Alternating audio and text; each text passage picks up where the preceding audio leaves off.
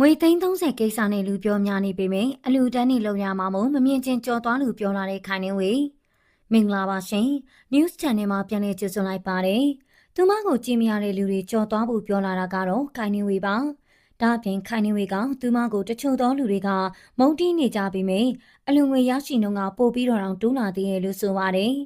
ဒီမတိုင်ခင်မှာတော့လူတွေဟာခိုင်နှင်းဝေကိုငွေသိန်း30ကိစ္စနဲ့တော်တော်လေးကိုဝေဖန်ကြတာပါအထူးသဖြင့်ခိုင်နှင်းဝေကိုမယုံတော့ဘူးဆိုတဲ့လူတွေလည်းတော်တော်များများရှိကြတာဖြစ်ပါတယ်။ဒါပေမဲ့လည်းခိုင်နှင်းဝေကတော့သူမကိုတချို့ကမုန်းတီးကြပေမယ့်သူမကိုယုံကြည်တဲ့သူတွေကအလူတန်းနေပို့လို့ငလင်ပေးမှာ3,900ကျော်ကနေ10သိန်းကျော်အထိအလူငွေရနေကြောင်းခိုင်နှင်းဝေကပြတ်သားစွာပြောလာတာဖြစ်ပါတယ်။လူတွေကတော့ခိုင်နှင်းဝေကိုယုံကြည်ကြတဲ့လူရှိသလိုမယုံကြည်ကြတဲ့လူတွေလည်းရှိနေသေးပါ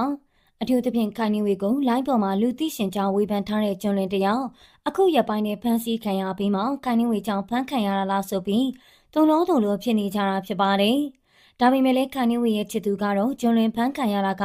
ထန်းသီးကြွေကိုင်ကြီးနားခိုက်ဖြစ်တာပါလို့ဆိုပါတယ်။အထူးသဖြင့်ခိုင်နှင်းဝေဟာလူတစ်ယောက်ကိုဖမ်းခိုင်းလို့ရတဲ့အာဏာမရှိတောင်းစစ်စေးဂိတ်ဒီမှာတော့လမ်းဆင်းရှောင်ရတာမို့ကျွန်းလင်းဖမ်းခံရတဲ့ကိစ္စကခိုင်နှင်းဝေနဲ့မဆိုင်ဘူးလို့ဆိုပါတယ်။